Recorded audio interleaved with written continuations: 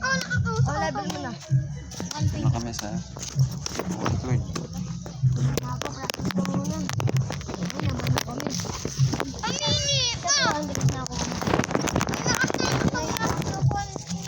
Bakit na kami mga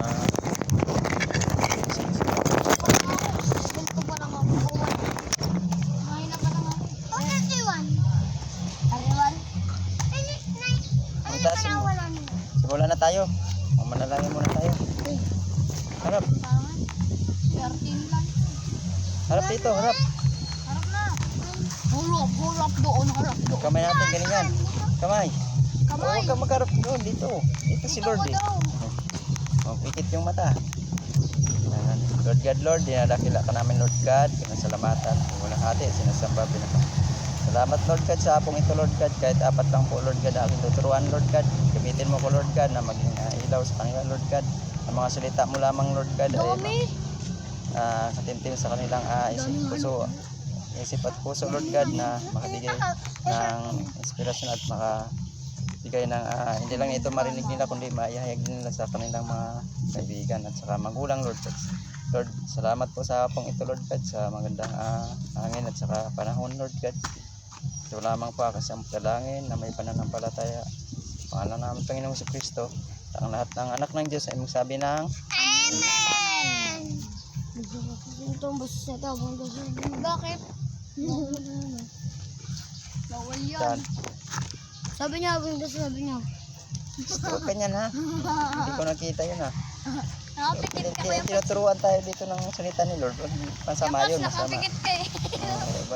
So bata-bata mo pa eh. Lunok ka ng kanyan. Tara, simulan natin. Sa 1:12 tayo ha. 12. 13? Aw? 13? Oo, very good. Nakala ko. 13. Sorry pala, 30 na pala. Yan. Sakit ng paa ko. Inugasan ni Jesus ang mga paa. Tama, inugasan. 30 na pala kami. Ang paa ko.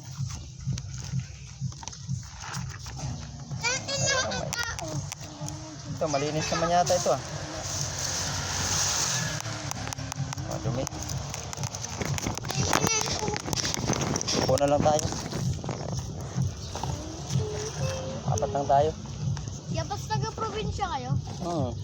Mas bate. Hindi sila ko yun si kuya ko. Hanggang ngayon sa probinsya pa rin. Malayo ako. Mas bate. Sakay pa ng barko. Kami 3 araw eh. Bakit mas bate kayo? Hindi, Northern Samar. Ano din? Sa probinsya? Sinasakay kayo sa barko? Iba. Kami sa sa ko. Sinong taga doon? Yung lula mo? Si mama, tapos lola, tapos yung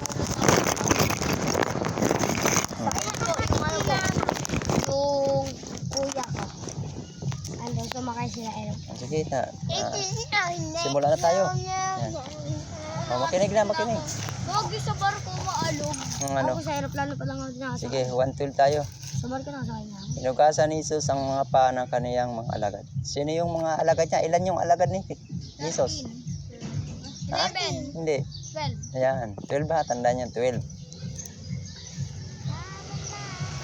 Ito, bago dumating ang kapistahan ng 13 po yung alagad. Hindi. Papa Jesus Yung tinatanong ko yung alagad, 12 lang. 2, 3, 4. Ito yung number 13, ito yung kabanata ng ating binabasa. Bago dumating ang kapistahan ng paglagpas, alam ni Jesus na ang mga kaniyang oras ay sumapit na upang siya ay lumisan sa sanlibutan ito at pumunta sa Ama. Inilig niya ang mga sa kaniya na nasa sanlibutan ito. Inilig niya sila hanggang sa wakas. So ayun So paano namatay ang ating Panginoong Jesucristo dahil sa ano? Pinako sa cross. Hindi, bakit pinako sa cross? Iligtas yung mga kasalanan. Very good. Kasalanan no. Tandaan nyo ha. Kung bakit pinako yung ating Panginoong Jesucristo dahil sa ating mga kasalanan. Kung tutusin, dapat tayo yung pinapako doon no. Kasi tayo makasalanan. Pero mabuti na lang, praise the Lord, kay may nagsagip sa atin yung anak mo. Yung mga 3 na kasama. Ha? Yung 3 yung kasama. Hindi, 2 lang kasama niya. Ayun, 2. O yung sa right at sa kaliwa. Sama. Di ba nagsalita pa yung nasa kaliwa? Na Yung masama. sinabi yan si Kristo nga kung ikaw yung anak ng Diyos, iligtas mo ang iyong sarili at iligtas nyo din kami. Sabi na naman yan sa kanan, huwag kang magsalita ng ganyan. Yan ang pinako, wala siya kasalanan. Tayo yung karapat-dapat na ipako dahil tayo yung makasalanan. Yung dalawa kasi magnanakaw yun, kaya napako. Kaya sabi niya, ngayon pa lang isama mo ko sa iyong paraiso. Sige, ngayon pa lang isasama na kita, sabi ng Panginoong Kristo. Kaya yun, di ba? Biglaan. Instant yun, instant. Di ba makasalanan siya pero nagsisi siya. Kaya tayo dito sa mundong ito, kung may kung mayroon tayong nagawa ng kasalanan sa ating mga kaibigan o magulang, maghihingi tayo patawad, turin. Diba? Sige, tuloy na tayo. Antang matapos ang hapunan ay iniligay nga ni ng diablo sa puso ni Judas. O sino si Judas? Iscariote. Diba dala yung alagad ni Jesus? Alagad din yun ni Jesus, yung 12. Kailan si Judas yung isa, ang anak ni si Bideo ba yun? Yung, kasi dalawa yung alagad ni Jesus nga, parehas yung pangalan eh. Si Judas Iscariote, yung nagkanulo kay Jesus. Bininta siya. Ay, malis yun eh. Di ba bininta siya doon sa mga pare. So, siyempre pinahuli na. Hinuli si Jesus doon sa bundok kung saan sila nananalangin. Ayan, so tuloy tayo. Alam ni Jesus na ibinigay na ng Ama ang lahat ng mga bagay sa kaniyang mga kamay. Siya ay galing sa Diyos at babalik sa Diyos.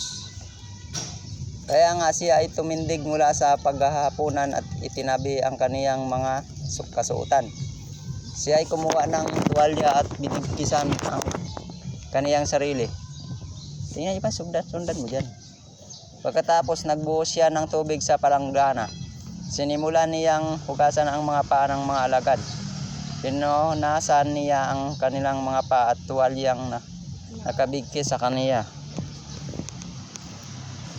Lumipat siya kay Simon Pedro.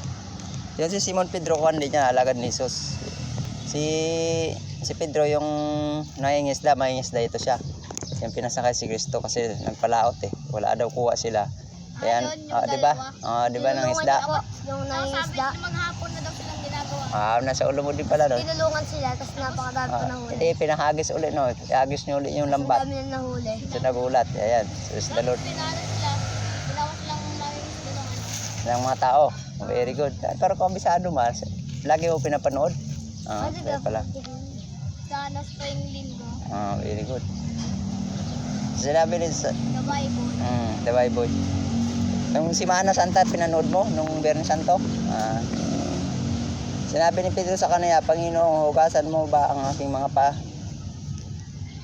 Si Jesus ay sumagot sa kanya, sinabi, ang aking ginagawa ay hindi mo nababatid sa ngayon, ngunit maunawaan mo rin ito sa pagkatapos. Tumugon si Pedro sa kanya, kailanman ay hindi mo huhugasan ang aking mga paa. Sumagot si Jesus sa kanya, kung hindi kita huhugasan, wala kang bahagi sa akin. Sinabi ni Simon Pedro sa kanya, Panginoon, hindi lamang ang aking mga paa, kundi gayon din ang aking mga kamay at ulo.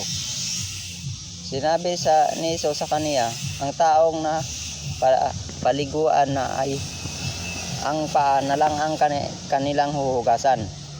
Sinabi ay lubos ng malinis, kaya ay malilinis na bagamat hindi lahat. Ito ay sabagat alam niya kung sino ang magkakanulo sa kaniya. Sino magkakanulo sa kanya? Simon Pedro. Hindi.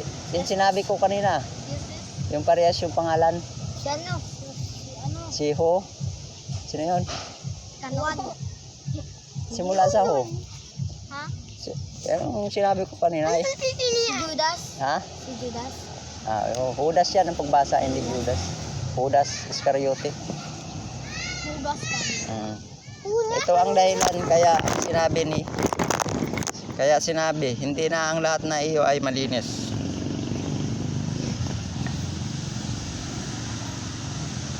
Pagkahugas nga niya ng kanilang mga paa, ay muling pagkapagsuot ng kanilang kasuotan, siya ay umupo. Sinabi niya sa kanila, naunawaan ba ninyo kung ano ang ginagawa ko sa inyo?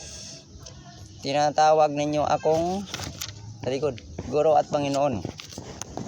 Sakit naman pan magkuha. Okay.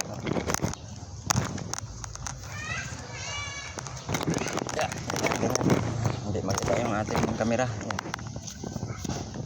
Nag-video. Ito. Ialagay ko sa Facebook. Nakapalo ka ba? Pagpaalam channel. Team Ka Blessing Vlog. Sa sunod mamaya. Team Ka Blessing. Ako cellphone. Ano niya, pangalan mo doon? Team Ka Blessing Vlog. Yung channel ko, yung Facebook. Yung pina-upload YouTube at Facebook. Konti pa lang subscriber, follower. Tuloy tayo. Oh. Tama na, tama ang sinabi ninyo sabagat ako nga yamang ako ay na inyong Panginoon at Guro na naghugas ng inyong mga paa. Dapat din nga kayong maghugasan ng mga paa ng isa't isa. Binigyan ko kayo ng halimbawa upang inyong gawin at ng tulad ng ginagawa ko sa inyo. Katotohanang sinasabi ko sa inyo, ang alipin ay hindi higit na dakila kaysa sa aking Panginoon. Ang sinugo ay hindi rin higit sa dakila kaysa sa nagsugo sa kaniya. Kung alam na ninyo ang mga bagay na ito, ay pinagpala kayo kung gagawin ninyo ang mga ito. Dito na tayo sa pangalawang talata. Pinagpauna ng sabihin ni Jesus na may magkakanulo sa kaniya. Ayan na, dito. Ha? Question ka lang. Mamaya pa. Kaya pa naman. Sorry. Anong oras tayo dito niya? 30 minutes. Wala pa man po eh. Alas 3. Anong oras tayo dito? Hanggang matapos. Ganyan si Kwan. Nani ka! Ayan na. Andiyan ka lang eh. Dito ka lang makinig ka lang eh. Para mayroon ka din. Ilan lahat ba yan? Oo. May tanong na ako. Sino yung pangalan ng nagkanulo kay Kristo? Yung sinabi mo kanina, mamaya. Sino? Hindi mo alam. Sige, mamaya ka na. Ikaw. Judas. Yun. Tama. Hindi siya kasi yung tumaas eh. Tama na kayo. Huwag ka muna magsalita.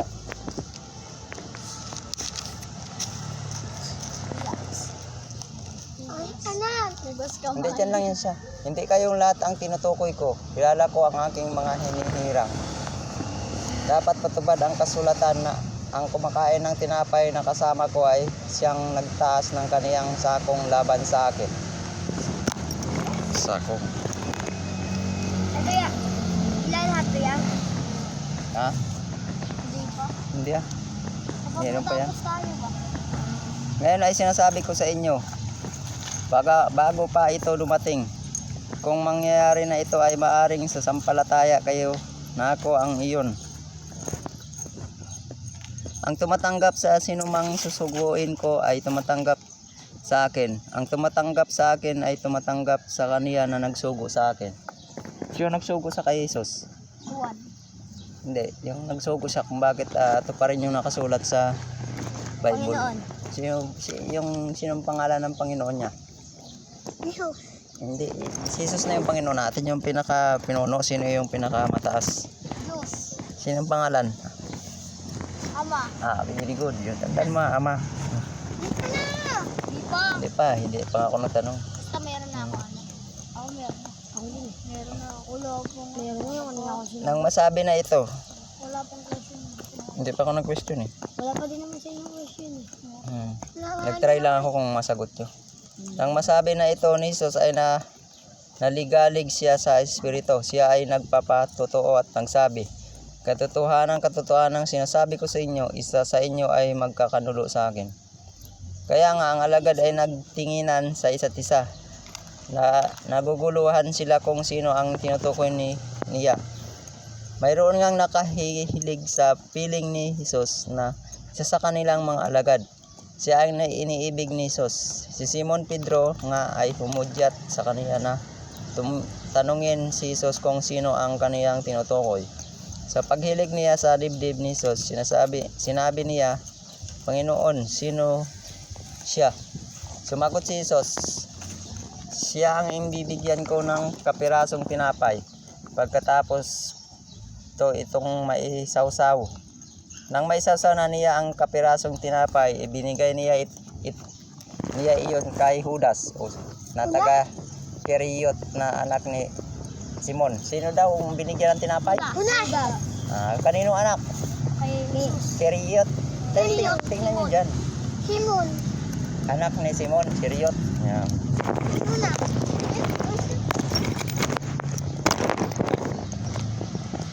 Ito, saan ito?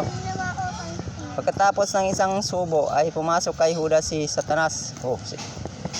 Sinong pumasok kay Judas? Sino yung yung ginagawa ni Satanas? Ano yung gagawa? Masama. Mga masama. Yung very good. Yung mga masama ano. Ay, ano? Hindi, huwag kang palisin eh. Naghihinig pa nga eh. Ikaw umalis. Angat ka dyan, oh. Pasok ka Pag nakasagot, dyan lang kayo. Siyempre, hindi pa man natapos. Wala sino man na nakaupong kasalo. Niya ang nakaunawa kung bakit niya iyon sinabi sa kaniya. Si Judas ang may hawak ng supot ng salapi.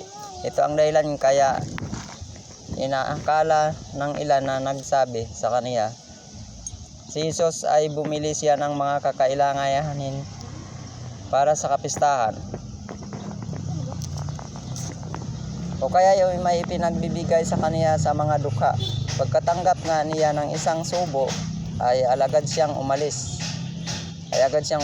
noon at gabi na. Dito na tayo sa pangwakas na ito eh, nakapula. Nasundan nyo?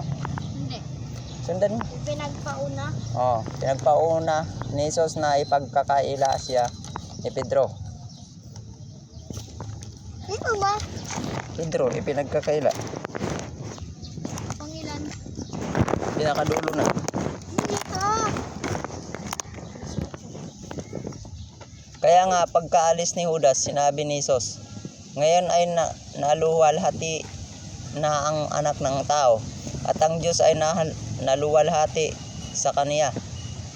Yamang ang Diyos ay naluwalhati sa kaniya, siya naman ay naluwalhatian ng Diyos sa kaniyang sarili at siya ay agad niyang luluwalhatiin. Munting mga anak, makakasama ninyo ako ng kaunting panahon na lamang. Hahanapin ninyo ako, sinabi ko sa mga Hudyo, hindi kayo makakapunta sa aking pupuntahan. Ganito rin ang sinasabi ko sa inyo. So saan daw siya pupunta? Yung pupuntahan na sa langit. So bago siya huhulihin, papako siya sa krus. So magpakasakit siya dahil sa ating kasalanan. So hirap talaga, papako ko sa krus. Ano kaya ang naramdaman kapag pinapako tayo sa krus? Sakit no? Dito papako tayo, kabila. Pati tanos pa no? Pako. Pero mabuti na lang, may nagsib sa atin. Ha? Masakit pa rin yan. Oo, yung nga yung matini ka lang dyan, masakit na no? Yung yung silugsugan yung kamay mo. Yung matulis na bagay. Kaya pag ipinako pa tayo sa krus niyan. Pero mabuti na lang, may nagsib sa ating kasalanan, ang ating Panginoong Kristo. So ayan, dito na tayo. Saan na tayo? Isang bagong utos na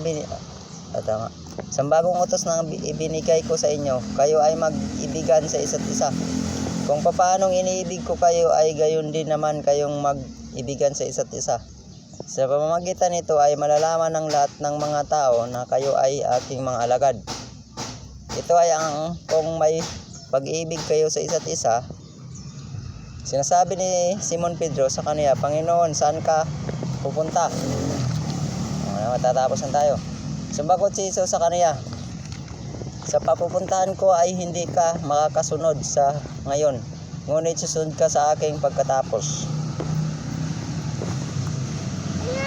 Sinabi ni Pedro sa kaniya, Panginoon, bakit hindi ako makakasunod sa iyo sa ngayon? Iaalay ko ang aking buhay alang-alang sa inyong kapakanan. Sumagot si Jesus sa kaniya, inaalay mo ba ang inyong buhay alang-alang sa aking kapakanan? Katotohanan sinasabi ko sa iyo, hindi titilaok ang tandang hanggang sa ipagkaila mo ako ng 3 ulit. So ibig sabihin yung manok, yung nagtilaok yung manok, ipagkaila siya. Ibig sabihin hindi siya kikilanan kasi nahuli na yon si Kristo eh. Di ba nung iniuli siya ng mga, Mga ano ba yun, yung masundalo. Ngayon ay pumunta doon sinong pumunta doon? Pangalan? Ana. Si Simon Pedro, no? Sabi niya sa kay Jesus, hindi daw siya ipagkaila. Ay ngayon sabi ni Jesus, na pagtilaap ng 3 manok, ikakaila mo ko, tama nga, pinagkaila. Sa ibig sabihin, hindi niya kasi tinanong sa doon ng mga tao nga, siya nga yung kasama pa ni Jesus. Hindi niya inamin na kasama siya. Kaya talagang, kapag yung tao talaga, hindi mamatiwalaan, pero kung ang Diyos, talagang totoo. So may tanong na ako ha. Sino hindi ka sakot? Sino hindi pa nakasakot? Ako. Ayan, nakasagot na ako. Ba't ako nakasagot na ako? Isa lang yun eh. Ako na yan. Ano lang yun? Tanong lang yun, oh. Sa'yo nga din. Sa akin, Hindi. hindi niya. Hindi ah? Ay, siya na, di ba? O, di ba? 3 pa kayo hindi. Tatlo pa nga na yan.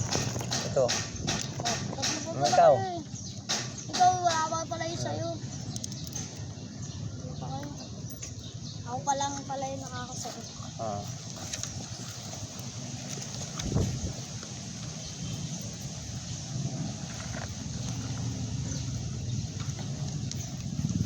Hello, baby. Sini, ikaw ang tanungin ko. Sino yung binigyan ni Jesus ng kapirasong tinapay? Una. Yung binigay niya kay Blanc. Una. Hindi, si kuya mo tinatanong ko, mamaya ka na.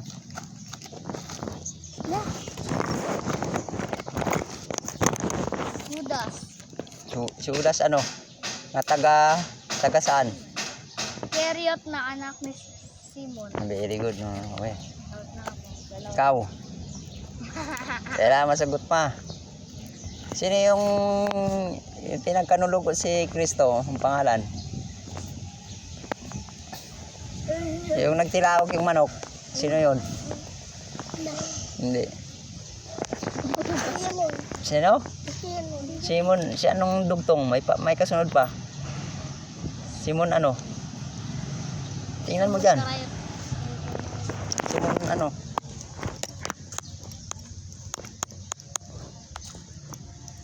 Ano ito? Basahin mo dyan. Simon ano? Ay, sagot mo Simon, ano? Simon, may dugtong yun ah.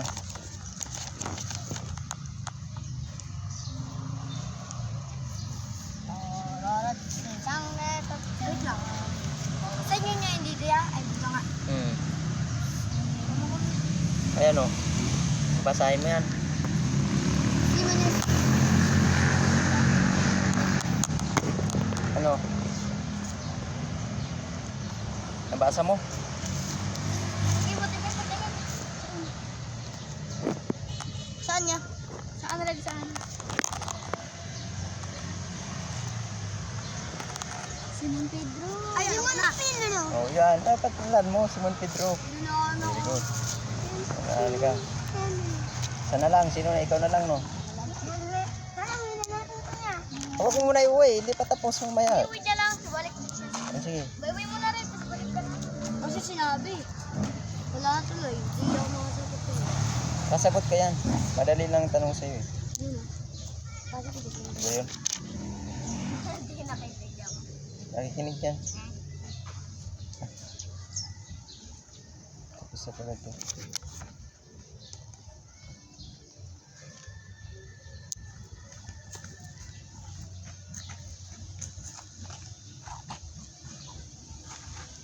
Parang wala na kumakuha ng tanong ah. Ano na. Ano ang matalino ah. Sino ang bumigay? Sino ang bumigay sa'yo ng tinapay? Kay Judas. Ano? Una. Bago ba pinagkanulo siya? Saan ba yan? Hindi, sinong... Nandito. Diyan. Diyan sa kwan. Sino? Jesus. Jesus. Ha? Jesus. Sino yung nagbigay? Yung pangalan. Yung nagbigay kay Judas. Jesus. Ha? Jesus. Sigurado ka? Okay. Magaling. Matapos na tayo. Wala ko yung So, sa sunod ko na tayo sa Juan 14, no? Yan. Hindi ako yung mag-aamon. Tayo na. Closing ko na tayo. Papatayo ako Yeah. eh. Minute. tayo na to. Sige. Uy, tayo na. Uy, Tim, tayo na. Tim. Tayo! Sino marunong manalangin? Wala. Hindi pa rin. Kailan pala, isulat ko pala para saluin nyo. Alin, gayahin ko na lang sa iya. Oo, susulat ko sa sunod, no? Muri babo. Para matuto ba kayo? Para pag nauwi kayo sa bahay nyo, di ba pag kumakain kayo, kailangan may panalangin din. Di ba pag kumakain na kayo, pwede kayo. Kahit natutulog. Oo, bago magtulog, kaya yun. Pag buwising siya umaga, ganun din, siyempre. Kaya natutuwa yung angel pag ganun. At siyempre, alaga tayo ng angel. Sige, manalangin tayo. Lumilipad yung angel. Oo, hindi lang natin makita, espiritu yun. Hindi pala tao yun yung angel. Yung madaming mata. Hindi, puti yun yung katawan Kaya niya. nga yan. Yung madaming mata totoong angel. Yun. Pero hindi pa natin Parang makita yun. ginintuan. Oo, kasi ang Diyos. Napanood ko na yun eh. Mm. Pinangat yung... Sa pelikula yun. Pero sa totoong buhay, hindi pa tayo nakikita. Sabi, Ang Diyos kasi natin, yung sinasamba sa espiritu at katotohanan. Espiritu siya.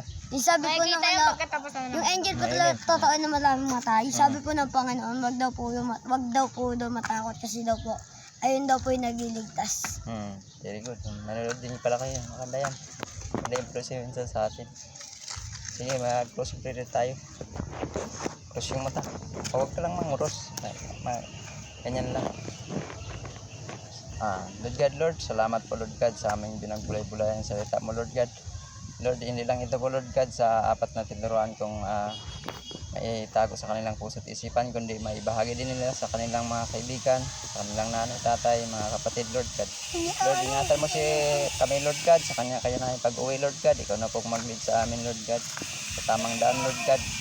Lord, bigyan mo sila anointed wisdom sa kanilang pag-aaral Lord God, sa sunod na enrollment Lord God. Maraming po salamat God, samahan mo kami sa aming pagsaluso ng merinda. Lamang po ako sa magdalangin na may pananampalataya at ang lahat ng anak ng Diyos ay magsabi ng Amen! Wala si Kuya! wala yung isa. Sabi ko, nawawala ka. Picture tayo, picture.